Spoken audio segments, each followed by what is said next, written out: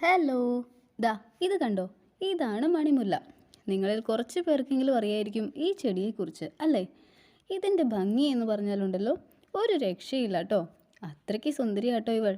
ഇത് കാണുമ്പോൾ തന്നെ നിങ്ങൾക്ക് മനസ്സിലാവുന്നുണ്ടല്ലോ, അല്ലേ? അപ്പോൾ ഈ പ്ലാന്റിനെ കുറിച്ചാണ് ഈ വീഡിയോയിൽ പറയാൻ പോകുന്നത്. വീഡിയോ ഇഷ്ടമായാൽ ചാനൽ സബ്സ്ക്രൈബ് ചെയ്യണം, ലൈക്ക് ചെയ്യണം, കമൻറ്റ് ചെയ്യണം കേട്ടോ. കുല കുലയായിട്ടാണ് ഇതിൽ പൂക്കൾ ഉണ്ടാവുന്നത്. നല്ല സുഗന്ധമാട്ടോ ഈ പൂക്കൾ വിരിയുമ്പോൾ. നമ്മൾ നട്ട് നനച്ച് വളർത്തിയ ചെടിയിലെ ഇതുപോലെ പൂക്കളുണ്ടാവുമ്പോൾ തന്നെ നമ്മുടെ മനസ്സ് നിറയും, അല്ലേ? അത് തരുന്ന ഒരു ഫീലുണ്ടല്ലോ, നമുക്ക് പറഞ്ഞറിയിക്കാൻ പറ്റില്ല കേട്ടോ. ഞാനിത് ആർച്ചിലാണ് പടർത്തി വിട്ടിരിക്കുന്നത്. 2 കൊല്ലം മുമ്പേ ഞാനൊരു നഴ്സറിയിൽ നിന്ന് ചെറിയൊരു തൈ വാങ്ങിക്കൊണ്ട് നട്ടതാട്ടോ.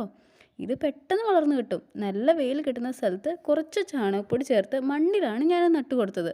നിറയെ ചെറിയ ചെറിയ തേനീച്ചകളൊക്കെ വരും കേട്ടോ. പ്രത്യേകിച്ച് ഒരു കെയറിങ്ങും ഈ ചെടിക്ക് ആവശ്യമില്ല കേട്ടോ. നല്ല വെയിൽ കിട്ടുന്ന ഏരിയ ആയിരിക്കണമെന്ന് മാത്രമേ ഉള്ളൂ. അതുകൊണ്ട് തന്നെ തുടക്കക്കാർക്ക് വരെ വളരെ പെട്ടെന്ന് വളർത്തിയെടുക്കാൻ പറ്റുന്ന ഒന്നാണ് ഈ ചെടി. ക്രിസ്മസിനെ വിരിയുന്നതുകൊണ്ട് തന്നെ ക്രിസ്മസ് ക്രീപ്പർ എന്ന പേര് കൂടി ഈ ചെടിക്കുണ്ട്. ഇതിൻ്റെ പേര് പോലെ തന്നെ ക്രിസ്മസിൻ്റെ അന്ന് തന്നെയാണ് എനിക്കിത് വിരിഞ്ഞു കിട്ടിയത്. ക്രിസ്മസിന് ഇതുപോലൊരു ക്രിസ്മസ് ഗിഫ്റ്റ് കിട്ടിയതുകൊണ്ട് തന്നെ ഭയങ്കര സന്തോഷമായിരുന്നു കേട്ടോ. വർഷത്തിൽ ഒരിക്കൽ മാത്രമാണ് ഇതുപോലെ വിരിഞ്ഞു കാണുന്നത്. ഒക്ടോബർ തുടങ്ങി ഇതിൽ മുട്ടുകളൊക്കെ ഉണ്ടാവാൻ തുടങ്ങും. ഒക്ടോബർ മാസം തന്നെയാണ് ഈ ചെടി നടാൻ പറ്റിയ സമയം. അപ്പോൾ നെക്സ്റ്റ് ഇയർ ആകുമ്പോൾ ഇതുപോലെ പൂക്കൾ വിരിഞ്ഞ് നല്ല മനോഹരമായിട്ട് നിൽക്കും. ഫ്ലവറിങ് ടൈം കഴിഞ്ഞ് കഴിഞ്ഞാൽ പിന്നെ നമുക്കിത് വെട്ടിയൊക്കെ നിർത്താം കേട്ടോ. വെട്ടിയതിനേക്കാൾ വേഗത്തിൽ ഇത് വളർന്നു വരും. ഇതിൻ്റെ അടുത്തുനിന്ന് ഫോട്ടോസൊക്കെ എടുത്തിരുന്നു.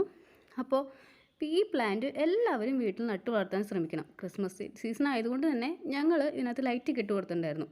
വീഡിയോ ഇഷ്ടമായാൽ എല്ലാവരും കമൻറ്റ് ചെയ്യണേ. അതുപോലെ ഈ ചെടി ആരുടെയൊക്കെ വീട്ടിലുണ്ടെന്നും കൂടി പറയണം കേട്ടോ. അപ്പോൾ അടുത്ത വീഡിയോയിൽ കാണുന്നവരെ ബായ്.